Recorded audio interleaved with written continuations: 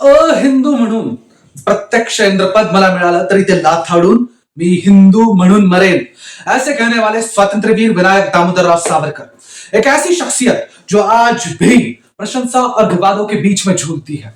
एक ऐसा शख्स जिसने राष्ट्र के निर्माण और स्वतंत्रता में अपना पूरा जीवन समर्पित कर दिया। एक लेखक, एक महाकवि, एक महान क्रांतिकारी, सोशल रिफॉर्मर, हिंदू ऑर्गेनाइजर, को प्रेसिडेंट ऑफ हिंदू महासभा अर्थात सावरकर। लंदन से लौटते वक्त हिस्टोरिक जंप इन ओशन हो या अंडमान की दीवारों पर पत्थर से लिखी हुई कविताएं हो। नमस्कार हिंदू भाइयों और बहनों, मैं कुमार प्रणव आप सबका स्वागत करता हूं शिवतेज प्रतिष्ठान इस यूट्यूब चैनल। तो कुछ लोग कहते हैं, नहीं, कुछ तो लोग कहते हैं, कुछ ना कुछ लोग कहें, क्या कंफ्यूजन है यार, देखते हैं लोग क्या कहते हैं। राहुल सावरकर नहीं है, मेरा नाम राहुल गांधी है। To remain, sir, your most obedient servant, VD Savarkar. Hindi में ट्रांसलेशन कर देता हूं। सर, मैं आपका नौकर रहना चाहता हूं। कि मैंने नहीं लिखा, ये सावरकर जी ने लिखा है। ये जो भैया है, भैया क्या है भैया इसका ओके भैया, तो ये जो भैया है, ये भैया कहता है कि सावरकर जी ने चिट्ठी लिखकर ब्रिटिश सरकार की माफी मांगी, ब्रिटिशों से माफी मांगी। Okay number 1, Savarkar wrote mercy petitions to the Britishers. Is it real or false? Okay, चलो जानते हैं फैक्ट क्या है। तो इसमें सबसे बड़ा मुद्दा आता है कि सावरकर जी की तुलना भगत सिंह से की जाती है। My fault.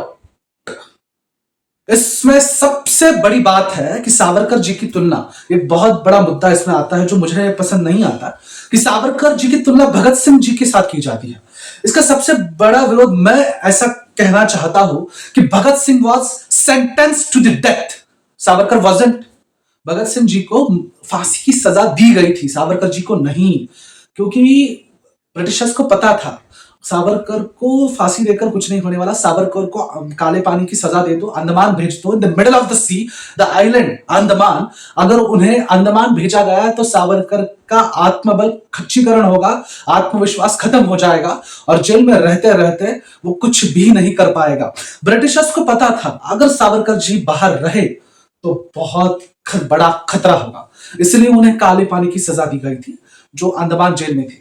अंडमान जेल में रहते वक्त उन्होंने बहुत कविताएं की, बहुत किताबें लिखी उन्होंने, पर सबसे बड़ी बात यह है मर्सी पिटिशंस जो लिखे, सावरकर ने मर्सी पिटिशंस लिखे थे, माफी मांगी थी, पर सावरकर बहुत ही प्रैक्टिकल थे कि उनका मानना था मैं जेल में रहकर करूंगा क्या, अगर जेल से बाहर निकलूंगा तो कुछ तो कर पाऊंगा। इसका सबसे बड़ा लिंक जो है वो मोहम्मद घोरी से होता है।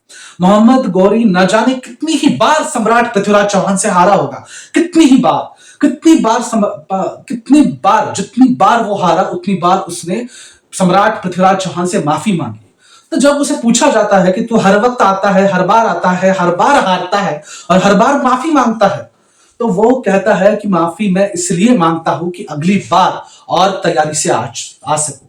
और वो अगली बार और ज्यादा तैयारी करके आता है। और हम सबको अनजान पता है कि क्या हुआ, सम्राट पृथ्वीराज चौहान को हार मिली, ठीक है। So that is the different point. So main topic जो है वो सावरकर जी ने माफी मांगी, तो माफी मांगी ये है, पर उसके पीछे जो एजेंडा था, उसके पीछे जो रीजन था कि वो अगर जेल से बाहर निकलते थे तो वो कुछ तो कर सकते थे, कुछ तो। अगर जेल में ही रहते तो कुछ नहीं हो पाता, कुछ भी नहीं। और फिर ब्रिटिश सरकार ने एक्सेप्ट किया और सावरकर जी को रिहा किया अंडमान से और रत्नागिरी लाया गया, टर्म्स और कंडीशंस के बेसिस पर, टर्म्स और कंडीशंस लगाकर रत्नागिरी लाया गया। तो रत्नागिरी में आने के बाद सावरकर जी को पता चला था, अगर ये सावरकर जी का एक बहुत प्रखर मानना था कि ब्रिटिशर्स तो शत्रु है, वो आज ना कल तो जा ही, इनको ये भूमि छोड़नी ही पड़ेगी। और सबसे बड़ा था कि जो कुछ हिंदू समाज में फूट हो रही थी या हिंदुओं में जो फूट बढ़ रही थी वो उन्हें ज्यादा अस्वस्थ कर रही थी। तो हिंदू समाज के अधःपतन का जो कारण है वो सबसे बड़ा कारण था जाति व्यवस्था। ये जाति व्यवस्था की वजह से अगर हिंदुओं में फूट पड़ रही है और आने वाले समय में हिंदुओं का अधःपतन ना हो, इसलिए सावरकर जी ने 500 से ज्यादा, ऐसा अप्रोक्सीमेट नंबर माना जाता है कि अप्रोक्सीमेटली 500 टेम्पल्स को अनटचेबल्स के लिए, अछूतों के लिए ओपन किया। पतित पावन मंदिर सभी जातियों के लोगों के लिए पतित पावन मंदिर का निर्माण किया, सर्व जातीय भोजनालय की शुरुआत की। सर्व जातीय भोजनालय अछूतों के लिए, अनटचेबल्स के लिए, और जाति व्यवस्था को हिंदू समाज का पतन का कारण ना बने इसलिए बहुत कुछ किया। तो विठ्ठल रामजी शिंदे, इनके डायरी में सर्व जातीय भोजनालय और बाकी सारी चीजों के रेफरेंसेस मिलते हैं। तो मैं एक प्रश्न सबसे पूछना चाहता हूं, एक प्रश्न करना चाहता हूं। अरे सावरकर को, स्वतंत्र वीर विनायक दामोदर सावरकर को माफी वीर कहने वाले मूर्खों, मैं आप सबसे एक पूछना चाहता हूं कि पंडित जवाहरलाल नेहरू ने 1946 में किंग जॉर्ज सिक्स्थ को आई एम योर सर्वेंट ऐसा कहा था और चिट्ठी लिखी थी। इसके बारे में आप सब क्या कहना चाहोगे? जवाहरलाल नेहरू जी ने जो कहा था कि I will be your servant king George sixth को, तो नेहरू जी को क्या कहना चाहिए? सावरकर को माफी वीर कहते हो, लज्जास्पद है ये। और अगर नेहरू जी ने ये जो कहा कि I will be your servant, तो नेहरू, हम सब चाचा जी बोलते हैं, तो उनको क्या कहना चाहिए? प्रश्न है मेरा सबसे। टू, जो कहा जाता है, जो दूसरा आरोप सावरकर पे लगाया जाता है कि Savarkar used to take pension of ₹60 from British government. Savarkar ji 60 रुपए की ब्रिटिश से पेंशन लेते थे। अबे मुंह पागल हो क्या? अबे पढ़ना लिखना नहीं आता है क्या? इतना तो एजुकेटेड हो गए, इतना तो लिटरेट हो गए, खुद को सो कॉल्ड मूर्ख हो तुम। वैसे तो क्या ही बोलूं, मुझे इतना टाइम वेस्ट नहीं करना तुम पे। तो सावरकर को 60 रुपए जरूर मिलते थे ब्रिटिशर्स से, जरूर मिलते थे, पर वो पेंशन नहीं थी, वो डिटेंशन अलावेंस था, निरोध भत्ता। सावरकर जी को 60 रुपए का निरोध भत्ता ब्रिटिशर्स से मिलता था। निरोध भत्ता यानी जो अरेस्ट करने के बाद या हिरासत में लेने के बाद या गिरफ्तार करने के बाद जो भत्ता मिलता है उसे निरोध भत्ता कहते हैं बच्चा। लाओ ये तो वीडियो थी उस टाइम के लिए, क्योंकि सावरकर ने 1923 में एसेंशियल्स ऑफ हिंदुत्व में लिखा था कि इंडिया में एक्चुअली 2 एंटेगोनिस्ट नेशंस हैं जो साइड बाय साइड रहने लग रहे हैं। कुछ पॉलिटिशियंस को लगता है कि इंडिया एक हार्मोनियस नेशन है, एक देश है, लेकिन इंडिया के अंदर ही 2 अलग अलग देश मौजूद हैं, हिंदूज और मुस्लिम्स। सावरकर को सपोर्ट करने वाले कुछ लोग कहते हैं कि सावरकर यहां पर 2 अलग अलग देश बनाने की डिमांड नहीं कर रहे थे, लेकिन सवाल ये उठता है फिर ये किसकी बात कर रहे थे जब ये 2 नेशंस कहते हैं? ये जो महोदय है, ये महाशय है, ये भैया के बारे में मैं क्या कहूं, मुझे ये नहीं पता। ये बहुत ही शाहनी किस्म के इंसान है, ये बहुत ही शाहनी है। तो क्या बोले अब, मतलब अबे मैं खरं सांगू का, ये जो शख्स है इसका सबसे बड़ा अज्ञान ये है कि ये खुद को सर्वज्ञानी समझता है। तो भैया जरा सुनो यार, विषय ऐसा है, जो थर्ड एलिगेशन कहा जाता है कि Savarkar was in favour of partition, Hindustan के पार्टीशन को सावरकर जी फेवर करते थे। अबे थोड़े से दिमाग है क्या नहीं यार, थोड़ी तो रिसर्च कुछ तो किया करो। सावरकर जी का वक्तव्य है, आ सिंधु सिंधु पर्यंता यस्य भारत भूमिका पितृभू पुण्य भूश्चैव स वै हिंदुरिति स्मृतः। अर्थात आ सिंधु मतलब सिंधु से समुद्र तक जो ये भारत भूमि है, जो भूमि है, सिंधु से समुद्र तक जो भूमि है, और जो इस भूमि को अपनी पितृभूमि मानता है, पुण्य भूमि मानता है, वो हर शख्स को अधिकार है खुद को हिंदू कहने का। समझते हो? यस आ सिंधु सिंधु पर्यंता यस्य भारत भूमिका पितृभू पुण्य भूश्चैव स व हिंदुरिति स्मृतः। समझते हो? उस मतलब जो लोगों की पितृभूमि भारत है वो हर एक इंसान हिंदू है। मूर्ख। Savarkar was in favour of partition. चौथा नंबर 4th एलिगेशन जो है वो है कि Savarkar said to support Britishers in world war 2।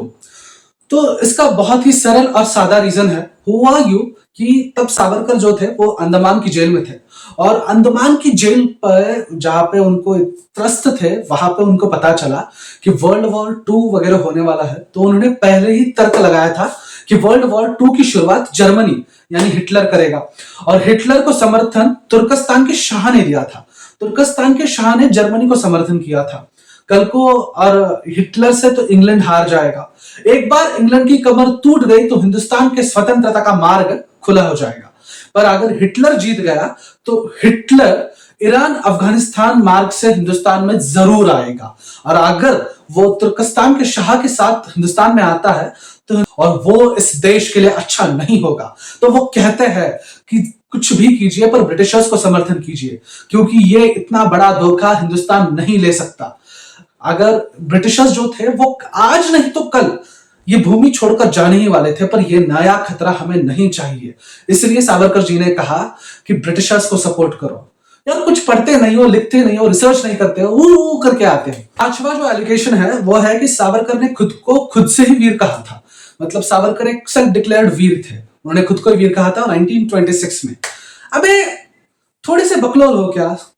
1924 में 1924 में सदाशिव राजाराम रानड़े ने 1924 में एक संक्षिप्त चरित्र लिखा था सावरकर पर, और उस सावरकर जी के चरित्र पर उन्होंने टाइटल फर्स्ट सदाशिव राजाराम रानड़े इन्होंने सावरकर जी को स्वतंत्र वीर ये खिताब से बहाल किया, और उनके संक्षिप्त चरित्र पे वैसे प्रिंट करके आया था कि स्वतंत्र वीर सावरकर। ये रही उसकी कॉपी। और number 6, Savarkar said incorrect facts about Chhatrapati Shivaji Maharaj. अबे मैं बात ही नहीं करना चाहता, तो सुनो। तो छत्रपति शिवाजी महाराज की महाआरती सावरकर जी ने लिखी थी। उसका कारण था कि छत्रपति शिवाजी महाराज तमाम हिंदू समाज के लिए, अखंड हिंदुस्तान के लिए दैवत है, और खासकर महाराष्ट्र में तो हिंदू धर्म में जितने देवी देवता है उन सब की आरती है, पर छत्रपति की आरती नहीं है, छत्रपति शिवाजी महाराज की आरती नहीं है। तो इसलिए स्वतंत्र वीर विनायक दामोदर राव सावरकर इन्होंने छत्रपति शिवाजी महाराज की महाआरती की निर्मित की। और आप सब कहते हो कि उन्होंने इनकरेक्ट फैक्ट्स बताए, ये सावरकर विरोधी भूल जाते हैं। तो मैं तमाम उन विरोधियों से कहना चाहता हूं, एक प्रश्न पूछना चाहता हूं कि मिस्टर MK गांधी, मतलब गांधी जी ने छत्रपति शिवाजी महाराज, महाराणा प्रताप, गुरु गोविंद सिंह जी को मिसगाइडेड पेट्रोइट्स कहा था। तो मुझे इसका उत्तर मिले तो बहुत अच्छा होगा। 7, Savarkar criticised Indian national flag. तो एक बड़ी यूनिवर्सिटी है, उस यूनिवर्सिटी के एक मार्ग को VD सावरकर ऐसा नाम दिया गया था। तो ये नाम देने के बाद उस जो विद्यालय था, वो जो यूनिवर्सिटी थी, उसके स्टूडेंट्स ने, उसके विद्यार्थियों ने इसकी बहुत आलोचना की और इसे लज्जास्पद माना था। तो इसका जो कारण उन विद्यार्थियों ने दिया कि सावरकर ने इंडियन फ्लैग को क्रिटिसाइज किया था। ऐसा कुछ भी नहीं था। ये जो इमेज यहाँ पे आपको दिख रही है, ये पत्र था जो सावरकर ने लिखा था कि चरखा जो इंडियन नेशनल फ्लैग है, चरखा के बजाय चक्र लगाए, क्योंकि डेवलपमेंट का एक सिंबल हो सकता है। वो इस इमेज में आप देख सकते हैं। तो दूसरी बात, यार जो कुछ विरोध किया जाता है सोच समझ कर किया करो। जो कुछ कहते हो सोच समझ कर कहा करो, थोड़ी तो रिसर्च किया करो बे। सावरकर माने तेज, सावरकर माने त्याग, सावरकर माने तप, सावरकर माने तत्व, सावरकर माने तर्क, सावरकर माने तारुण्य, सावरकर माने तीर, सावरकर माने तलवार, सावरकर माने तिलमिलाहट, सागरा प्राण तड़मड़ला, तलमड़ाती हुई आत्मा,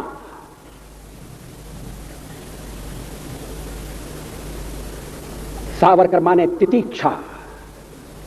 सावरकर का पर्यायी शब्द त्याग है। सावरकर अर्थात त्याग है, सावरकर अर्थात तर्क, सावरकर अर्थात तेज। ओके, ये सावरकर जी स्वतंत्रवीर विनायक दामोदर राव सावरकर, इनकी जो ये रियलिटी है, ये जो मैंने बताने की कोशिश की है, ये आपको कैसी लगी जरूर कमेंट सेक्शन में बताइए। और इस वीडियो को ज्यादा से ज्यादा शेयर कीजिए, और अगर चैनल पे नए हैं तो चैनल को जरूर से जरूर सब्सक्राइब कीजिए। धन्यवाद।